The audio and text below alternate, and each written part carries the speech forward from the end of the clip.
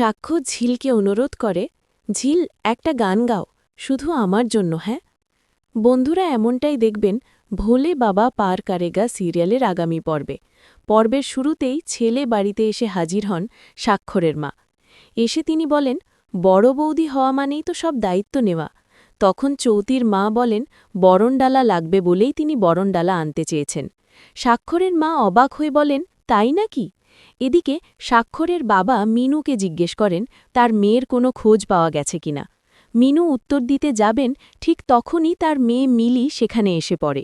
মিলি এসে মাকে বলে, এতক্ষণ কোথায় ছিলেন? চলো বাড়ি যাই, তার শরীর নাকি ভালো লাগছে না। সাক্ষ্য তখন বলে, তারা যেন এখনই না যান, অন্তত বিয়ের খাওয়া দাওয়াটা সেরে তারপর যান। কিন্তু মিলি জানিয়ে দেয়, বড়লোক বাড়িতে খাওয়া দাওয়া করলে তাদের নাকি হজম হবে না। তবুও সাক্ষ্য অনুরোধ করে যে আজকের দিনটা অন্তত তারা যেন থেকে যান। এদিকে মিনু নিজের মেয়েকে নিয়ে কষ্টের কথা বলতে শুরু করে। মেয়ে নাকি তাকে ফোনও করে না।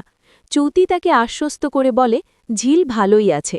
এরপর সবাই মিলে বাইরে ঘুরতে যাওয়ার সিদ্ধান্ত নেয়। সাক্ষ্য জানিয়ে দেয় সে 7 জনকে তার গাড়িতে নেবে না। ঋষভ বলে সে আলাদা গাড়িতে যাবে। এভাবেই সবাই বেরিয়ে পড়ে। বাড়িতে তখন মিনু আর তার মেয়ে দাঁড়িয়ে থাকে। স্বাক্ষরের বাবা মিনুকে বলে তার মেয়ের জন্য ভালোই হবে চিন্তা করতে। অন্যদিকে সবাই বরণডালার জায়গায় পৌঁছে গান বাজনা আর নাচে মেতে ওঠে। আনন্দের পরিবেশে চুটু গান শুরু করে দেয়। এরপর সবাই ভিতরে ঘুরে দেখার জন্য যায়। ঠিক তখনই চুটুর বউ এসে তার মাকে জড়িয়ে ধরে। সে জানায় দাদাভাইয়ের আমন্ত্রণেই সে এসেছে, স্বাক্ষরের সঙ্গে দেখা করেই চলে যাবে। কিন্তু সাক্ষ্য বলে সে না বলা পর্যন্ত সে কোথাও যেতে পারবে না। এরপরই সবচেয়ে বড় চমক, ঝিল এসে হাজির হয়। তাকে দেখে সবাই অবাক। ঝিল জানায় স্বাক্ষরের অনুরোধেই সে এসেছে এবং বিয়েটা কাছ থেকে দেখবে। চুটি ঝিলের সাজ দেখে প্রশংসা করে।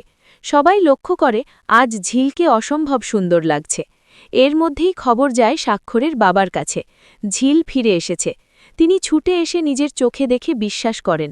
ঝিলের মা প্রশ্ন করে, কেন কিছু জানানো হয়নি? ঝিল হেসে বলে, একটু সাজগোজ করছিল তাই দেরি হয়েছে। বরণ ডালার সময় হঠাৎ করে ডালা পড়ে যায়। চৌতির মা বুঝতে পারেন না কিভাবে পড়ল।